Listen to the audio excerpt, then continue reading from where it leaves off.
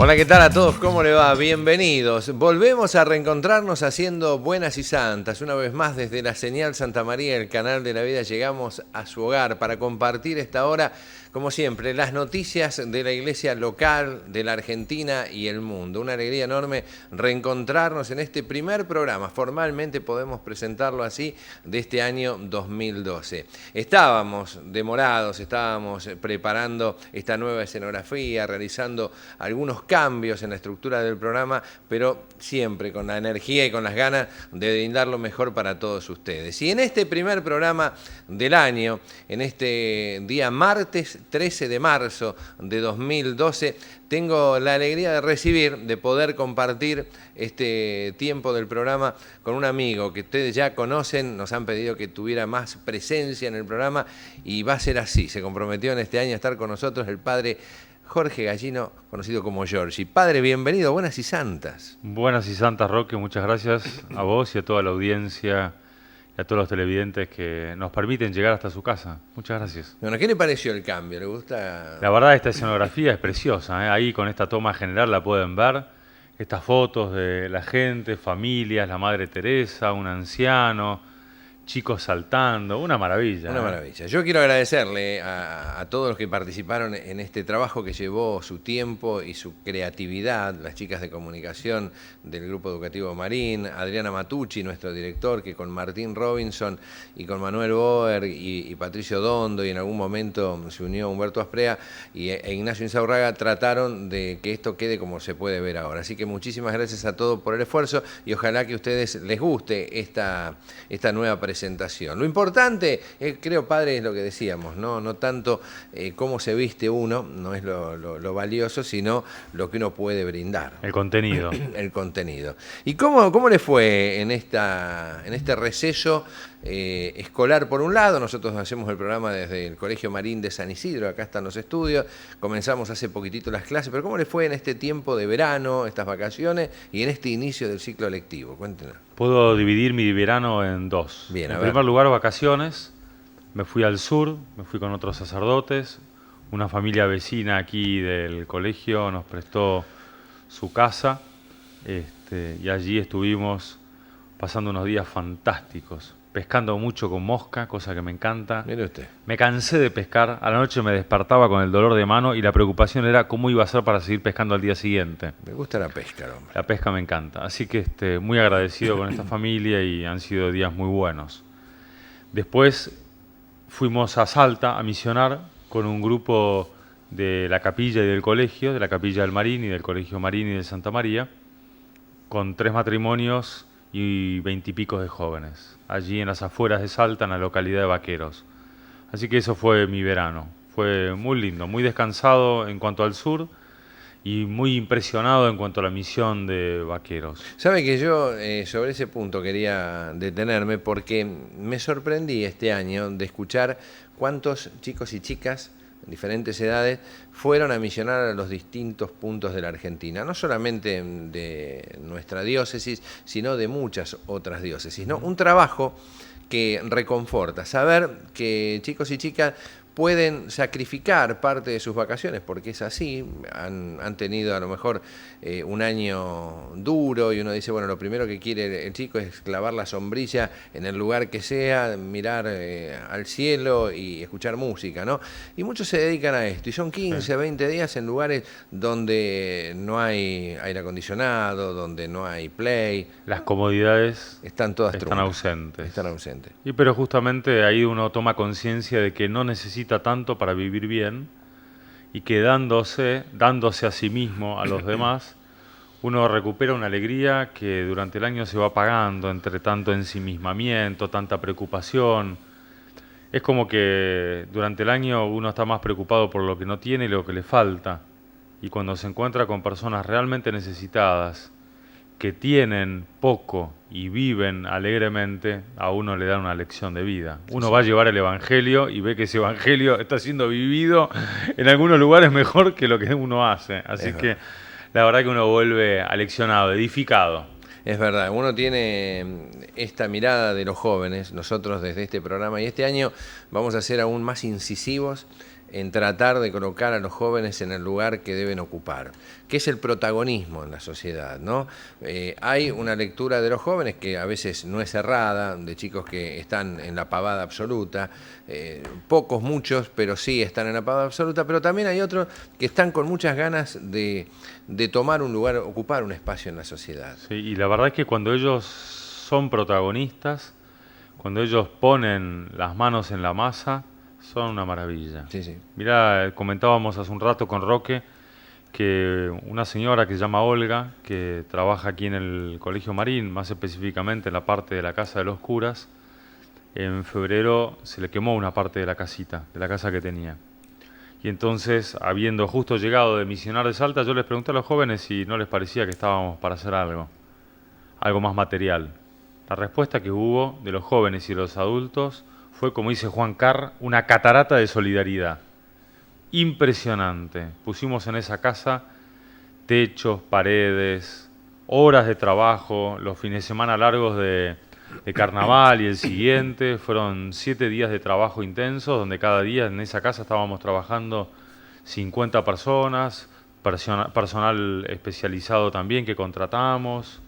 Hemos hecho, la verdad, que algo increíble. Y los jóvenes a la cabeza para sacarse el sombrero. Sí, se necesita esa energía. Usted sabe que el padre Giorgi nombra a Juan Carr. Tuve la posibilidad de cruzármelo hace unas semanas atrás, antes de, justo en el momento que las clases estaban por iniciar, con todo este conflicto que existe, como todos los años, entre los docentes y las autoridades que deciden el salario, las famosas paritarias, cuánto hay que ganar y cuánto hay que dejar de ganar. Me lo cruzaba, le cuento a Juan Carr y lo saludo, ¿cómo estás? ¿Qué sé yo? Me dice que está bien, contento, con mucha energía y esperando que nazca la revolución, ¿no? Me decía. Una palabra que muchas veces suena fuerte porque pareciera ser que la revolución necesariamente merece las armas, la violencia, ¿no? Y nada que ver con esto. Una revolución que yo creo, padre, que también vamos a tener que ir proponiendo de a poquito desde este programa, ¿no? Una revolución que tenga que ver con empezar a encontrar el sentido auténtico a la vida, ¿no? Los verdaderos valores cuáles son. Estamos como muy desfasados, muy errados, muy no erráticos, solamente ¿no? Desfasados, sino dormidos o aletargados. Estamos en una suerte de depresión. Hay un autor, un jesuita que se llama Horacio Bojorge, así con B larga y Jorge, que dice que el problema de este tiempo es la apatía, la desolación, el desánimo, en una palabra, ¿no?, que se llama asedia, es una palabra de corte espiritual y monástico, pero que engloba todo eso, que es una especie de desidia frente a todo lo que pasa, lo que le pasa a los demás, y no reaccionar y no vivir plenamente. Por eso creo que mirando el año que tenemos por delante, podemos pensarlo así, una de dos. Qué bajón que tenemos un año más por delante, porque tengo tantos años, porque tengo estos achaques, porque tengo estos problemas, porque tengo estas preocupaciones, o por el contrario, qué bueno que tengo un año más por delante, porque es una oportunidad que Dios me da para vivir mejor, para vivir despierto, alegre, dándome, entregándome, haciendo algo por los demás, algo productivo que en definitiva se transforma en una revitalización para uno mismo, ¿no? Por eso desde este lugar vamos a tratar de pelear, de luchar para que se genere de alguna manera esta revolución. Esta revolución es necesaria. Creo que es acertado lo de Juan Carr, yo lo tomé y me gustaría compartirlo y contagiarle a la gente esta necesidad. Y la revolución es muy fácil como empieza, porque uno dice, ¿cómo arranca una revolución? ¿Hay que salir a la calle? No, hay que empezar por casa, justamente la revolución. Hay que empezar con nuestros chicos, hay que pensar a evaluar cómo vamos a presentar el día a día, ¿no? Hay un compromiso muy grande y Buenas y Santas quiere que usted sea parte de este compromiso, como también nos gustaría que usted sea parte con la opinión de este programa. Nos puede llamar, ya sabe, y comenzamos a contarle nuestras vías de comunicación. El 4512-3807, línea de teléfono que es rotativa, que usted puede dejar ante la pregunta del contestador. Usted dejará su mensaje y lo tomamos, lo vamos a poner al aire, lo vamos a comentar. Pero también nos puede escribir un correo electrónico a pereira@ marin.edu.ar. De esta forma vamos a estar siempre interactuando unos y otros. Pereira con Y, ¿no? Me gusta esa aclaración, sí, porque los otros son los malos, ¿vio? Los de Y somos los buenos. Bueno, padre, vamos a presentar una sección que tiene que ver con invitados que vamos recibiendo en otro momento que no sea en esta escenografía, en este piso. Hemos armado lo que se llama un pequeño living en el estudio mayor de estos estudios de Multimedios Marín.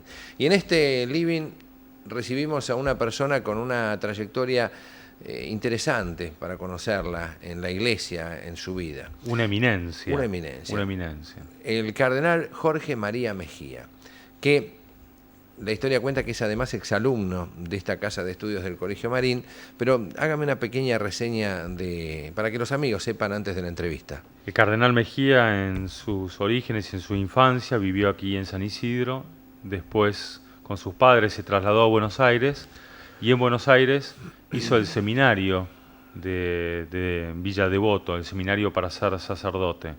Hay un cuento que me hizo a mí directamente el padre Castañé, que era compañero de estudios de él, en realidad un par de años menor, que decía que Jorge Mejía, seminarista, entraba a su cuarto y el padre Castañé, que tenía la ventana enfrentada con la de él, veía cómo Jorge Mejía, siendo seminarista, se arrodillaba junto a su escritorio, rezaba durante unos segundos y luego se sentaba a estudiar. El estudio fue y es una de sus grandes virtudes. Esto lo comenté a él hace poco que estuvo aquí en el colegio con motivo del centenario del colegio y su secretario me confirmó que él a los 80 y largo de años sigue haciendo esto mismo, se sigue arrodillando junto a su escritorio y este doctor en teología que llegó a ser mano derecha de Juan Pablo II en lo que es el trato con otras religiones, con los judíos, llegó a ser el archivista mayor del Vaticano, sigue siendo un hombre muy piadoso, muy espiritual. Y la misa que celebró aquí para todos los docentes del Grupo Educativo Marín fue tan linda.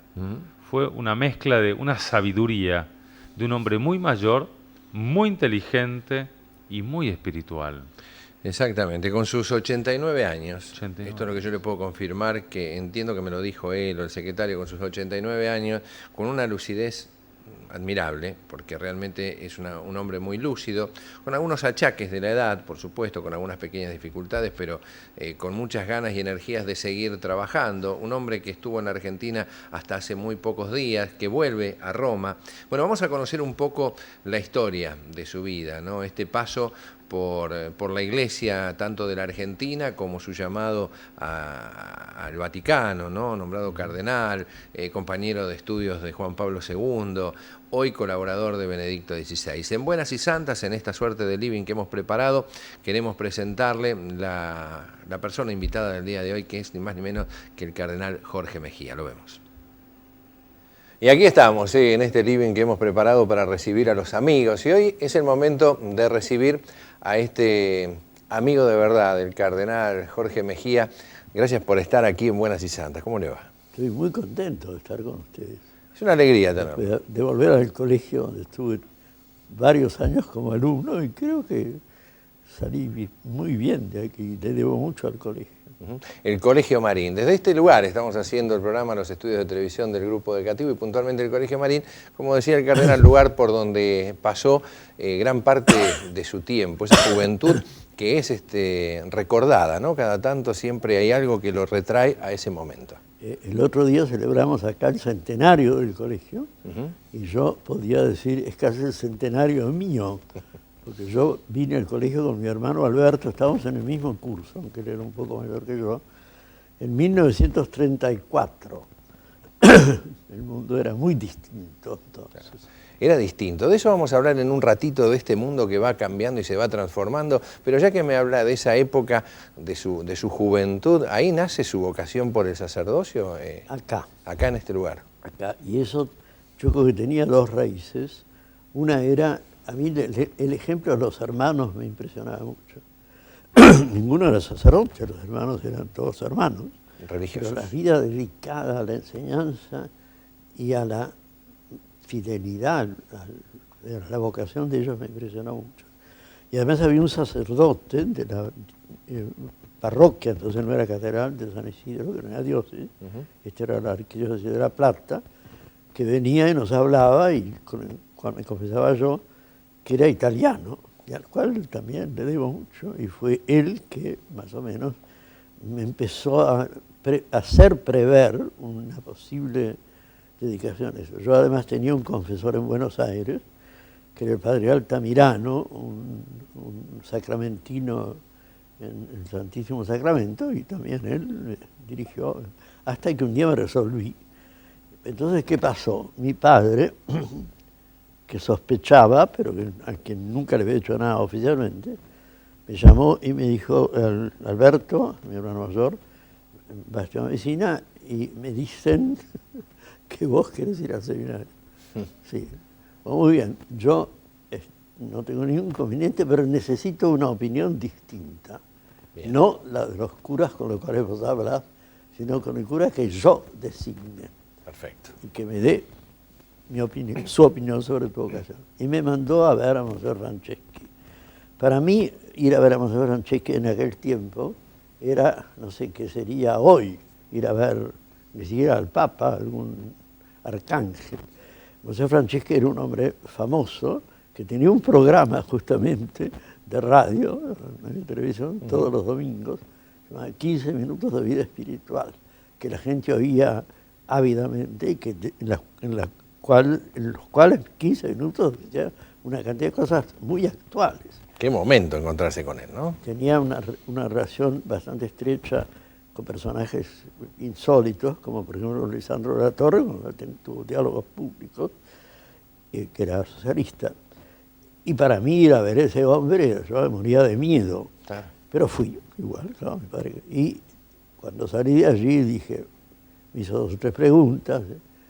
Y yo dije que le dirá a mi padre, este chico, dedíquelo a otra cosa. Claro. Pero no, antes me asombra. Y no solamente, sino que de allí vino mi amistad con Monseñor Franceschi, que después se interesó de mis estudios. Cuando yo era seminarista, él daba un curso en el Seminario de Buenos Aires, entonces, de lo que se llamaba Sociología Cristiana. Ahora usted esto que está contando, ¿no? Su historia y su vocación, que arranca por aquellos tiempos, y viendo lo que es hoy el mundo, ¿no? El tema de las vocaciones, que es un pedido importante de su santidad de Benedicto XVI, que hay que trabajar por las vocaciones. ¿Qué pasa con esto de las vocaciones que no se ven, que no aparecen con el entusiasmo que uno imagina que deberíamos estar en este mundo, ¿no? ¿Qué pasa? ¿Qué ha pasado? En aquel tiempo también pasaba un poco lo mismo. Una vocación era un fenómeno, si no en ciertas familias muy especiales, que los padres eran ya ejemplares y tenían el tío cura. En mi familia no había ninguno. Claro. Pero en fin, de todos modos salió. Y era mucho más frecuente que ahora, quizás porque había en el mundo de los chicos, donde uno crecía, menos, ¿cómo podría decir?, estímulos de los que hay hoy, claro, para hacer cualquier cosa de la vida de uno. Había menos libertad para hacer cualquier cosa, la cosa estaba un poco más encuadrada, encaminada. Entonces era menos imposible. Es decir, claro, o hacías esta carrera y la hacías en serio, o por ahí te ibas al seminario. Yo tuve muchos compañeros y cuando nos ordenamos sacerdotes éramos 17, entre los cuales había algunos del exterior, porque al Seminario de Buenos Aires venían, que tenían un cierto prestigio y además formaba bien la gente. Estaban los jesuitas entonces, ¿no? Correcto. No eran diocesanos, eran los jesuitas. Yo tenía un compañero boliviano, por ejemplo. Y eso hoy no existe más. Es decir, los jóvenes, el horizonte de los jóvenes no tiene el camino, claro, sacerdotal tan claro. Está bien, está bueno que lo diga y es un tema que me gustaría entrar a hablar de los jóvenes, sobre todo en estos tiempos, ¿no? No hacer a lo mejor tanta retórica, no hablar de la historia ni de los grandes cambios porque se han generado, si bien la globalización ha permitido que, lo que decía usted recién, ¿no? Que haya un abanico de posibilidades de ver que en el mundo se puede hacer de todo, como ser sacerdote, pero se puede tomar cualquier camino. ¿Cómo ve a los jóvenes? Porque aparece de repente una prensa que quiere mostrar, y que de hecho sucede, jóvenes comprometidos con la Iglesia. Uno ve lo que fue el Encuentro Mundial de los Jóvenes, ¿no? La Jornada de la Juventud en España el año pasado. Uno ve encuentros como hemos visto acá, semanas de encuentros con jóvenes y demás, pero también ve muchos jóvenes que están en otra cosa. ¿Cómo ve a la juventud? ¿La ve con preocupación? ¿Ve una juventud que esta libertad la están usando bien, se está usando mal? ¿Falta motivadores, cardenal? Que hay que creer en la juventud. Los jóvenes son la mayor parte del mundo en una cantidad de países. Y entonces hay que creer en ellos. Muy bien, será lo que sea, se portarán como se portan, pero lo peor que puede pasar es descartarlos y decir, no hay nada que hacer, ese mundo se perdió. Y la gran intuición de Juan Pablo II, yo decía recién en la otra entrevista, que no me olvido, en el concilio fue el primero cuando discutía lo que hoy es el documento Gaudium Spes, la Constitución Gaudium Spes sobre la Iglesia en el mundo contemporáneo, el primero que planteó el problema de los jóvenes. Es decir, en lugar de decir, no hay nada que hacer, recemos por ellos, pobres, están perdidos, y ¿cómo vamos a hacer para salvarlos? Creamos en ellos y escuchémoslos, y por ahí sale el valor que el Papa descubrió de las grandes jornadas. Sí, pareciera ser, no sé usted qué piensa de esto, pero pareciera ser que faltan motivadores, que faltan de estos adultos que marquen un poco más el territorio. Faltaría algo así como el ejemplo. Es como que... Justamente, el Papa resultó un ejemplo. Sí, señor. Cuando hizo la primera jornada de jóvenes en Roma, nosotros preguntamos qué va a pasar. Y fue una cosa impresionante. Después vino Buenos Aires, todos saben lo que fue lo de Buenos Aires, yo estuve con él, yo vine con el Papa para Buenos Aires. Y después están todas las otras, el padre Luis está conmigo, fue incluso a Denver. Y la cosa no afloja, porque se murió Juan Pablo II, lo sentimos muchísimo, pero Benito XVI siguió la misma cosa y enseguida después de elegido, fue elegido en abril, le tocó la jornada de los jóvenes en Colonia, Alemania, y salió otra vez la palabra triunfo no me gusta, pero digamos una verdadera realización religiosa y social. Y lo mismo fue en Sydney, después en la otra punta del mundo. Cuando lo nombra Juan Pablo II, indiscutiblemente uno tiene que hacer un momento aparte, porque usted y Juan Pablo han tenido una relación muy cercana, de afecto, de muchos años, muchos de verdad, de conocerse y de compartir historias, ¿no? Me gustaría conocer de su boca cómo era Juan Pablo II, más allá de lo que veíamos por los medios, porque vio siempre es este hombre que pasaba en los últimos tiempos en su papamóvil, ¿no? Uno lo veía atrás de un vidrio y teníamos la imagen cuando Juan Pablo miraba a la multitud, parecía que miraba a cada uno, ¿no? Tenía esa particularidad. Pero usted lo conoció, usted ha tenido muchos almuerzos, desayunos, charlas de trabajo. Cuéntenos un poco a todos nosotros. Trabajé 27 años al lado de él. El Papa tenía este don, era un hombre de una gran comunicatividad personal, es decir, consideraba el que estaba delante de él como si fuera el único, y siempre con una sonrisa, pobre, mientras no tenía el rictus que tuvo al final de dolor, y aún entonces, ¿no? Y ganaba a la gente, se la ganaba a la gente. A ver si esta expresión sirve, resumaba simpatía y sinceridad. Era transparente. Además, el Papa tenía otro don, que era muy personal. Había estado muy dentro del mundo, digamos, el mundo, porque yo había trabajado como un obrero, ¿no? Y trabajar como un obrero, yo creo que es en los últimos siglos, muchos siglos, el único Papa que ha estado trabajando en una empresa, en una empresa cualquiera, en la soja o en el teatro, había hecho teatro.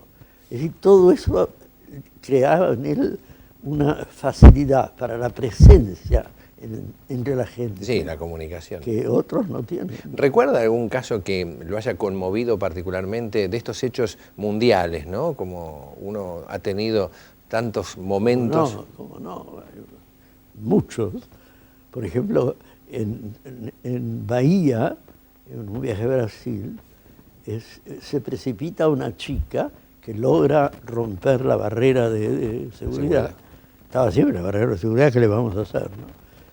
Y se le echó en los brazos al Papa, el Papa la abrazó y la besó a una chica. Y claro, eso la chica no se olvidó nunca y todo el mundo se quedó estupefacto. Esos gestos los tenía con frecuencia cuando se lograba romper la barrera de la seguridad. Conmigo ha tenido gestos de una cordialidad. Por ejemplo, una vez, cuando yo era ya bibliotecario, yo organicé un encuentro de todos los que trabajan en la biblioteca y el archivo, que como decía recién son 120, son todos laicos y laicos, la mayoría, no es la mayoría. Y les pedí que trajeran las familias. Cada uno tenía sus familias. Entonces el Papa primero fue hasta el fondo de la sala, saludó todos los que pudo con la mano, y ya no estaba tan bien, ya los movimientos no eran lo que eran. La dedicación uno por uno, ¿no? Y después, cuando salíamos, pues del discurso, un intercambio de regalos, la biblioteca le ofreció un regalo y él le ofreció un regalo a la biblioteca. Cuando salíamos, me miró y me dijo esto: ¿qué pensarían nuestros profesores del Angélico, de la universidad donde estudiamos juntos, si nos vieran ahora? Y entonces yo le contesté: Santo Padre, se asombrarían mucho más de mí que de usted.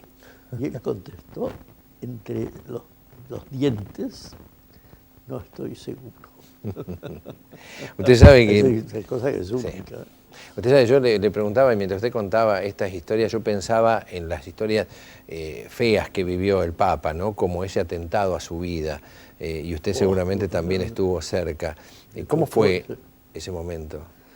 Bueno, yo en ese momento estaba en el aeropuerto, porque me habían mandado a una misión en Alemania.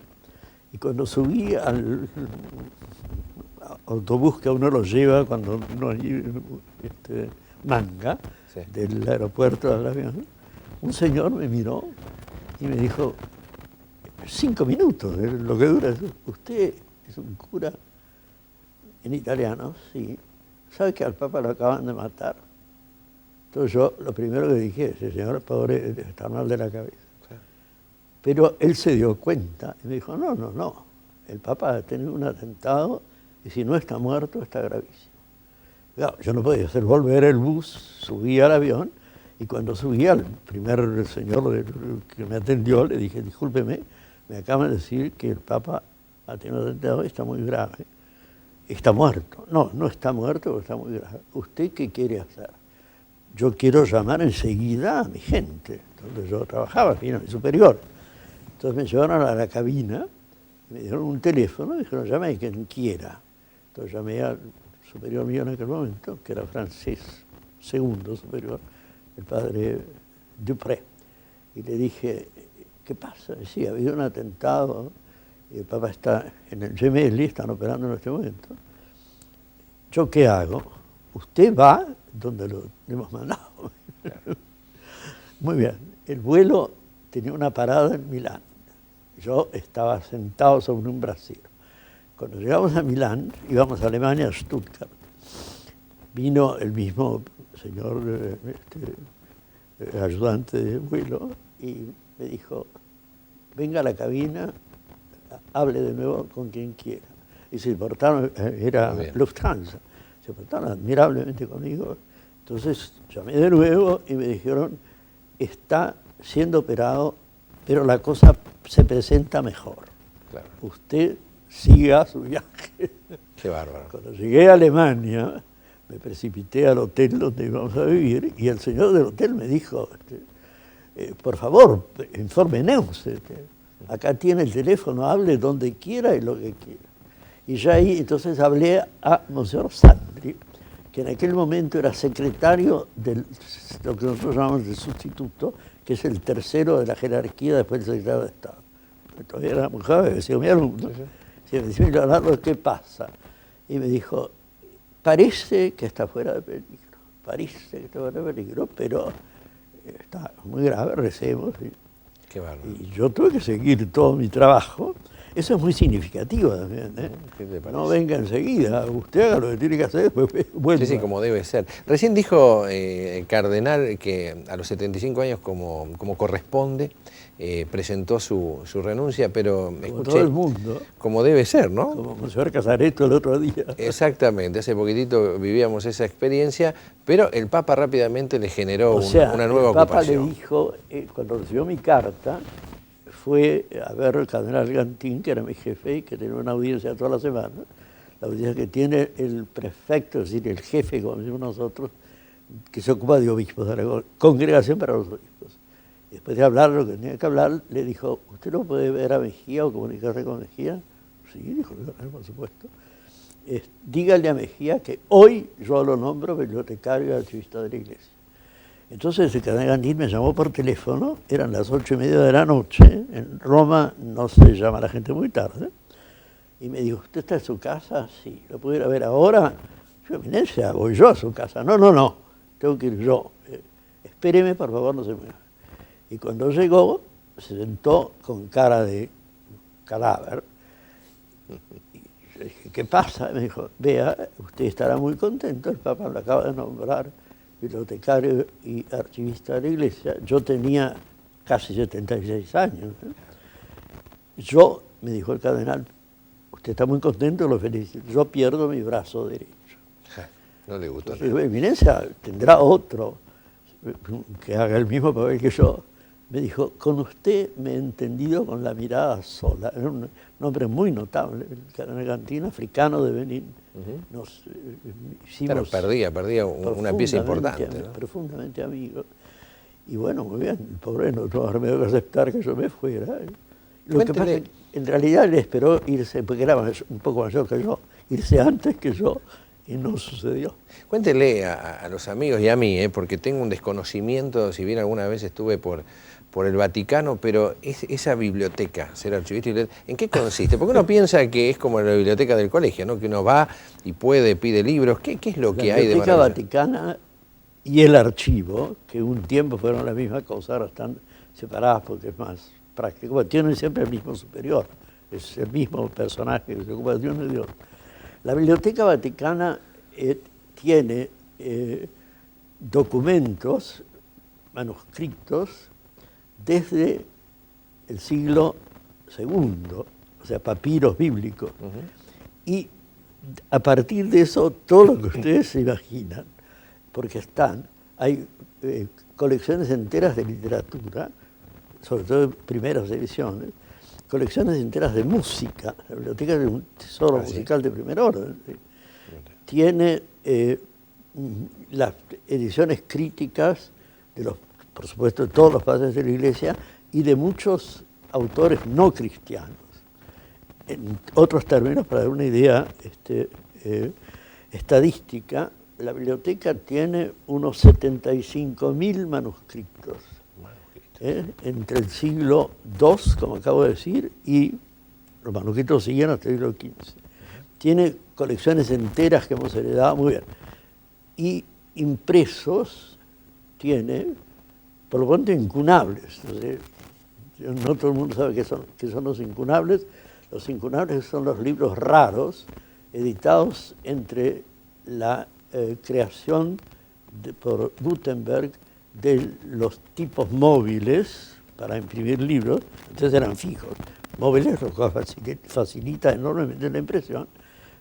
Estamos en la mitad del siglo XIV, del siglo XV. Desde esa época hasta el 1500, los libros editados, que son muchísimos en esa época, se llaman incunables. Las bibliotecas importantes, como la del Congreso de Washington, están encantadas porque tienen quizás 6.000. La Biblioteca Vaticana tiene casi 9.000 incunables. Qué bárbaro. ¿Y se digitaliza eso? Digo, está siendo digitalizado. Claro. Los manuscritos prácticamente están todos digitalizados. que bueno, la tecnología también ha sido necesaria, Y ¿no? toda la biblioteca está ya defendida desde el punto de vista de la seguridad por sistemas electrónicos. Vuelvo a los últimos días de Juan Pablo II, que usted decía, ese rostro con signos de dolor, pero un hombre que no quería llegar hasta su último momento en el papado, ¿no? Seguramente días de mucho dolor para todos, pero llegó el momento del cónclave, ¿no?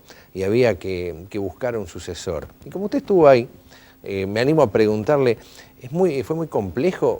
O sea, yo diría esto, que por lo tanto la verdad, yo no estaba en el cónclave porque según la ley de Pablo VI, los que tienen más de 80, nadie sabe mucho por qué, no forman parte del cónclave. Pero no. Una razón que se da es que si no seríamos quizás demasiado, bueno, poco importa. Yo no estaba, pero estuve, como estábamos todos, en lo que se llaman las reuniones anteriores, congregaciones generales. Se muere el Papa, enseguida los canales se reúnen y discuten las cosas de la Iglesia.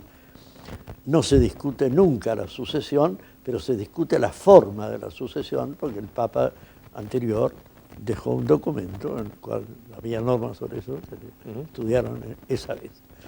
Pero el cardenal Ratzinger, que era el decano nuestro, porque el presidente presidía las reuniones, yo, sin decirle nada a nadie, veía que ese hombre, lo conocía muy bien de antes, claro, sobresalía, sobre todo los que no lo conocían tanto, porque están los canales de todas partes del mundo, ¿no? Los africanos y los americanos del norte y los asiáticos, y yo veía las reacciones delante de este hombre.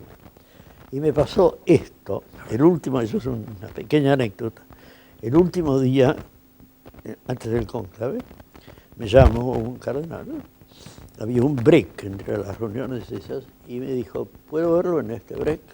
¿Sí? Bueno, entonces nos sentamos en algún lugar y me dijo, yo le voy a pedir a usted, no digo en qué lengua era esto, no era necesariamente castellano, usted no haga ningún comentario. Digo, ¿de qué? No haga ningún comentario, es lo que yo le voy a decir. Y entonces este tipo me dijo, aquí no hay más que una posibilidad. Ese canal Ratzinger. Entonces yo le dije, usted me dice que no haga ningún comentario, no hago ningún comentario, tomó nota. Claro.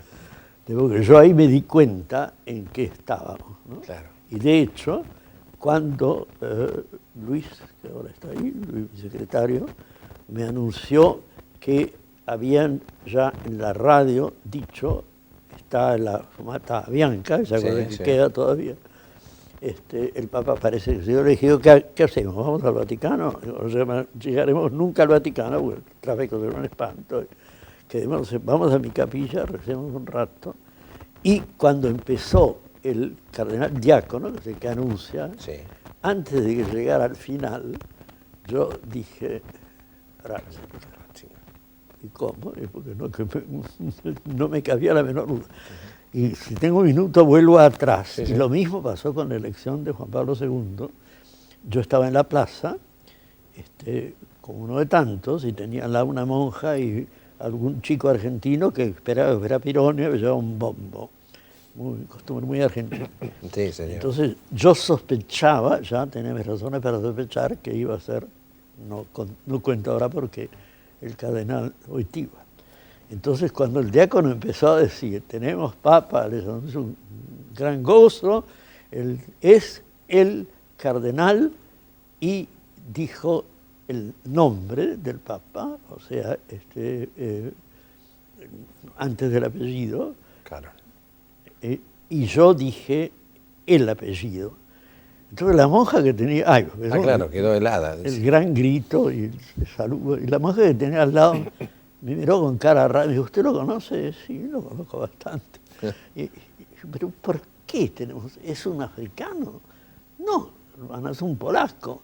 Y entonces me dice, ¿un polaco? ¿Pero cómo un papa polaco? Digo, hermana, ¿por qué no un papa polaco? Podría ser un papa de Madagascar. No, uno no está acostumbrado a esto, uno empieza a acostumbrarse. No le queda otra. Usted sabe, monseñor, que en la Argentina, y usted estos términos los conoce como buenas y santas, que se saludan en el campo, hay una expresión que dicen, le tocó bailar con la más fea, ¿vio? Cuando los problemas son muchos. Y uno piensa en este nuevo Papa, en este Benedicto XVI, que asume, seguramente para todos son tiempos difíciles, ¿no? Pero hay una transformación en el mundo. A lo mejor se agudizó la globalización y todo lo que se veía como más aislado, pero tuvo que empezar a lidiar con temas fuertes. Uno dice el matrimonio igualitario, la exigencia del aborto con más fuerza que nunca, y como eso muchos otros temas, ¿no? Y también internos, nuestros, no hay que olvidar. Claro, y eso digo también. Internamente también comienza, porque hay una sociedad que le está reclamando a la Iglesia, o por lo menos parte de una sociedad que le está diciendo que comience a aceptar. Cambien todo. Cambien todo. ¿Qué dice de esta expresión del cambien todo y de este Papa que con su edad, con su salud delicada, como dice que la tiene que ponerse en la espalda todo esto, ¿no? Y soportar? Y bueno, muy bien. Aceptó la elección cuando tenía 79 años y él decía que quería oírlo.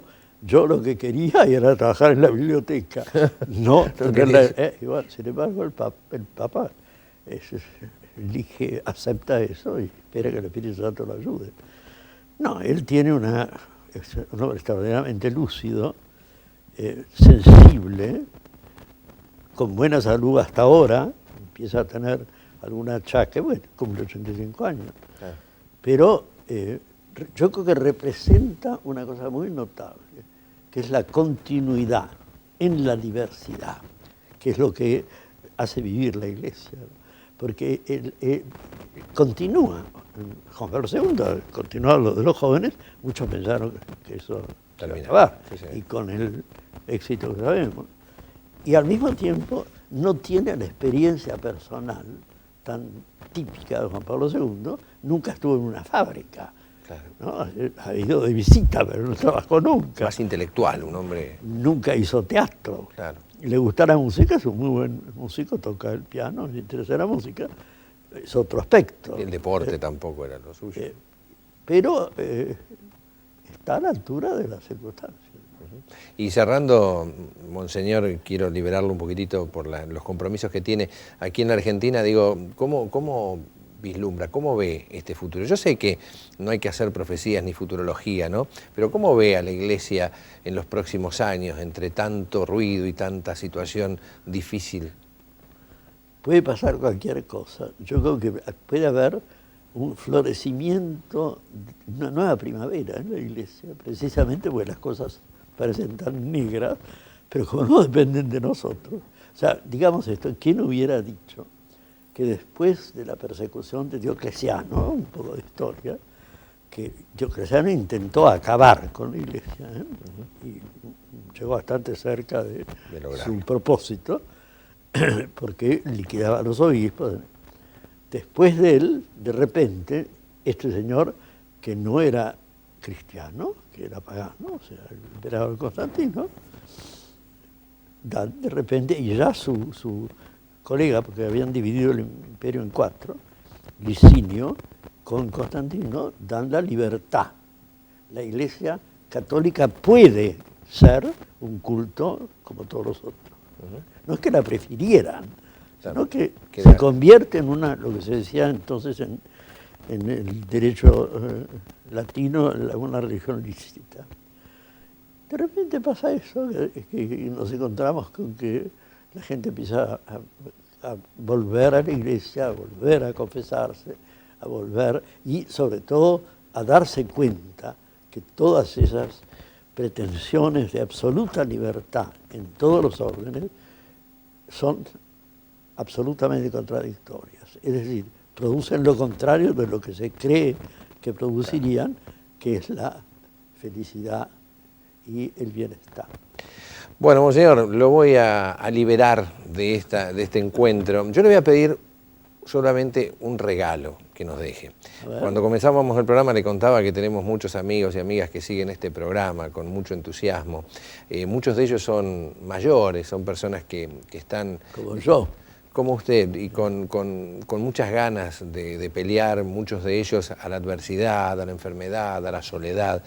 Y muchos nos llaman y nos dicen que somos una buena compañía. Y cuando tenemos esta posibilidad de recibir su visita, nos gustaría cerrar este encuentro con una bendición para todos los que siguen Buenas y Santas. ¿Puede ser? Con mucho gusto. Será un placer. Es una cosa que un sacerdote siempre puede y debe dar. Bueno.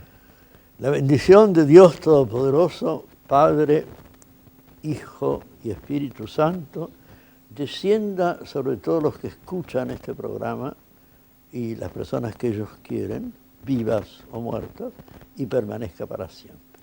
Cardenal, gracias por haber estado. Gracias a ustedes.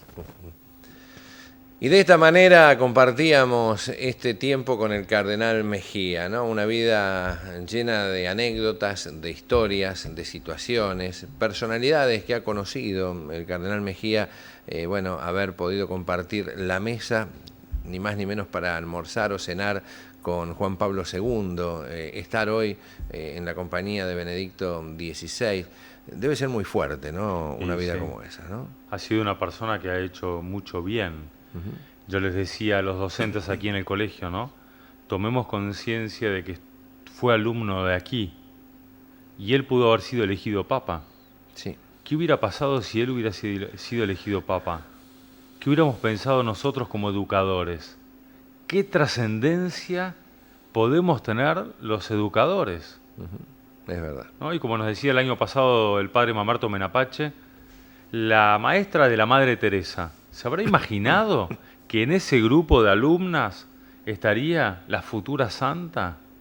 Claro, no. Y entonces ahí estaba esta grandeza de la vocación docente, ¿no? Tratar a cada uno de los chicos como un futuro santo, como alguien que va a tallar en la realidad generando un auténtico cambio para bien. Nosotros hablamos de estos temas porque sé que les interesa, nos ocupan y nos preocupan, ¿no? Este es uno de los temas, la educación de nuestros jóvenes, y hacemos llegar nuestro saludo a todos los docentes que en la República Argentina cumplen con su trabajo con mucho cariño, con mucho empeño, con mucho amor, que lo hacen por el corazón, porque creo que son estas profesiones donde si no hay este amor es difícil llegar a educar, ¿no? La educación necesita de amor, de cariño, y creo que el docente argentino tiene mucho de eso, así que bueno, un saludo para todos ellos en estos días que están arrancando, porque no en todos los lugares comenzaron las clases como corresponde, ¿no? Este derecho que tienen nuestros chicos y nuestras chicas, nuestros nenes y nenas de la Argentina, de poder ocupar un espacio en las aulas. Nos duele mucho que pasen cosas como estas en la Argentina. Por eso la contamos, porque justamente nos fastidian, nos dan bronca, y creo que debemos empezar a denunciar que los chicos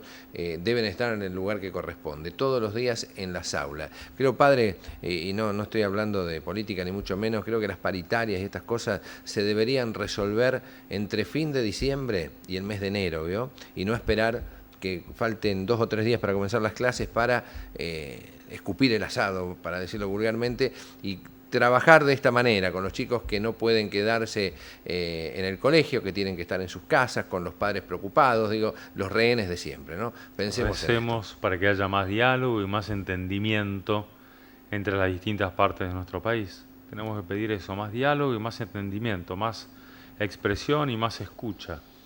Por eso me gusta que venga usted, padre, porque lo dice de otra manera. Yo me enojo y el padre me dice oración. Oración y trabajo, como me decía una hermanita el otro día. Mi vida cumplió 100 años, ¿no? La Sor Augusta, de que vamos a presentar uno de estos programas, la vida de una religiosa que cumple 100 años con una lucidez también impresionante, y me decía, mi vida pasó por el trabajo y la oración y el trabajo. Y así estoy tranquila y feliz. Una maravilla. Una maravilla. Bueno, buenas y santas por la señal Santa María del Canal de la Vida, nuestro teléfono 4512-3807, nuestro correo electrónico pereira@marin.edu.ar. Hablábamos de los jóvenes al principio y el padre Giorgi dijo que vivió una experiencia triste en este verano con una empleada, una compañera de trabajo nuestra, que se prendió fuego su casa, ¿no? Una casa muy humilde. Cuénteme un poquito cómo fue la historia. A Olga Morales, que vive en el barrio Rincón, una noche, no se sabe bien si porque había una vela prendida que encendió fuego o un desperfecto eléctrico en conexiones de cables que no estaban técnicamente hechas. La cuestión que ella se despierta con llamas en su casa y se despierta porque una parte de la membrana asfáltica del techo se derritió y le quemó el brazo. Por esa pequeña quemadura, ella se despierta y entonces se da cuenta que hay llamas. Entonces acude a los cercanos y logran apagar. Unos días después yo llego de misionar de Salta, de la localidad de Vaqueros, y me entero de esto, me cuenta lo que le había sucedido. Entonces, convoco a los jóvenes y a los matrimonios del grupo de misión, a la gente de la capilla del Colegio Marín y también a los docentes. Ahí podemos ver las imágenes de los jóvenes trabajando. Y entonces les pregunté si estábamos para dar una mano. Y así fue que empezamos a mandar correos electrónicos a amigos y conocidos para que cada uno en la medida de sus posibilidades aportara con trabajo, como podemos ahí ver a los jóvenes haciendo mezcla de cemento, cosa que en su vida habían hecho, e instalaciones eléctricas, ¿no? Instalando nuevas puertas, picaportes. Está bueno que diga esto, que en su vida habían hecho. En su vida no solamente lo habían hecho, sino que ellos mismos me decían, ahí se ve que estamos instalando una bomba eléctrica, una bomba de agua, puesto que la casa no tenía agua, no tenía cableado eléctrico como Dios manda, las paredes estaban sin terminar, no tenía puertas. Era, digamos, una casa, digamos, no del todo digna para vivir, digamos, ¿no? Y entonces mucha gente respondió, muchos con manos de obra, ¿no? Limpiando, haciendo cemento, revocando, algunos Descanso, trabajando. Ahí en el momento del almuerzo, por supuesto, era un momento donde todos descansábamos un rato. Muchas personas aportaron plata, ¿sabes? Claro, Roque, a mí me impresionó la cantidad de gente que aportó. Ahí podemos ver las chapas nuevas que pudimos poner. Costos altos tiene. Costos altos, sí, alrededor de unos 30.000 pesos. Reponer una casa o dignificar una casa, ¿no? Sí, ahí se están poniendo los marcos de las puertas, también completando un tablero eléctrico nuevo, como podíamos ver. Es decir, trabajo en serio, trabajo para darle a una persona una casa con un baño, con una instalación de agua, agua caliente, una cocina, que las paredes estén terminadas y no le entre agua o frío, un ventilador también. Usted sabe, fíjense padre, que en las sí. fotos, discúlpame, en las fotos vas a poder ver que siempre hay gente sonriendo, jóvenes sonriendo, adultos sonriendo, trabajando, y algo que no aparece aquí en las fotos es la cantidad de veces que entre ellos se ponían a cantar mientras trabajaban. Cada uno estaba en su pared, con su mezcla, con su fratacho, con su cuchara, con su conexión eléctrica o pintando, y siempre cantando. Una maravilla. Yo quería y acepté cuando el padre me propuso mostrar este trabajo, estas obras, este hacer de los chicos y chicas y de las familias, porque nos parecía una buena manera de empezar el ciclo, ¿no? Mostrando justamente una pequeña obra, una de las tantas obras solidarias que se suceden día a día en nuestro país. Y que son más bien anónimas. Y que son anónimas. Por eso está bueno contarlo, ¿no? Esto no tiene título, no recibe un nombre importante, no es que son buenos, que existe un techo para mi país y demás. Pero digo, estos son chicos de un grupo que se juntaron. ¿Cuántos chicos podemos convencer, ¿no? O acompañar para que se dediquen a esto, ¿no? A ser solidarios un poco más, aprender a usar una pala, ¿no? A divertirse, porque encima lo hacen, ahí está, con alegría, con mucha ahí está haciendo el pozo de la cisterna, se colocó una cisterna entera y nueva. Qué bueno. Ahí lo vemos a Jerónimo haciendo el pozo, ¿no? Me encantó. El break. Ahí Tomás Ruiz Luque tomándose un descansito, porque hacía un calor en esos días, ¿se acuerdan esos días de carnaval? Usted dijo, Dios mío. Tiró un apellido, Ruiz Luques. Sí. Tommy Ruiz Luques. Tommy. Claro, todo tiene que ver con la familia, ¿eh? Claro.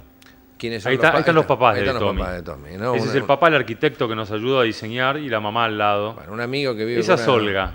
Pueden ver la sonrisa de Olga. Olga no podía creer, ¿no? Ahí con los chicos atrás, chicos exalumnos del Marín y del Santa María. Colaborando en esta gesta. Bueno, Sí. Me parece maravilloso, padre, que podamos compartir este material y bueno, llevemos esta idea a muchos hogares, ¿no? Tratemos que en muchas casas puedan alentar a los chicos para ayudar al que menos tiene. Y nosotros estamos llegando al final de este primer programa, ciclo nuevo, creo que es como el 7º año que estamos al aire, padre. Siempre discutimos si es el 6º, el 7º, pero lo cierto es que seguimos, y esto es lo valioso. Yo le agradezco su presencia, me gustaría, si tiene en 30 segundos, un cierre saludando a la gente y dándole una pequeña bendición. Empezamos un nuevo año con este programa, y así como hemos empezado el año en tantos otros aspectos, lo que importa es querer poder. Y entonces avanzar lo que se pueda, poquito, no bajar los brazos, no sucumbir ante la tristeza. El mal y las cosas malas suceden, sucedieron y van a seguir sucediendo, pero nuestra esperanza cristiana, animada por el Espíritu Santo y con el ejemplo tan lindo de la Virgen María, nos anima a seguir caminando. Y tenemos la Pascua por delante, estamos transitando esta Cuaresma, así que para todos una bendición para que el Señor les conceda en este tiempo de Cuaresma la cercanía del Señor, la cercanía al Señor y a la comunidad parroquial más cercana que tengan. Y la bendición de Dios, que es Padre, Hijo y Espíritu Santo, descienda sobre ustedes y su casa, sobre los suyos, y permanezca para siempre. Amén. Muy bien, amigos y amigas, mañana nos volvemos a encontrar a la misma hora desde este mismo lugar haciendo esta propuesta que llamamos Buenas y Santas. Que tenga una linda jornada.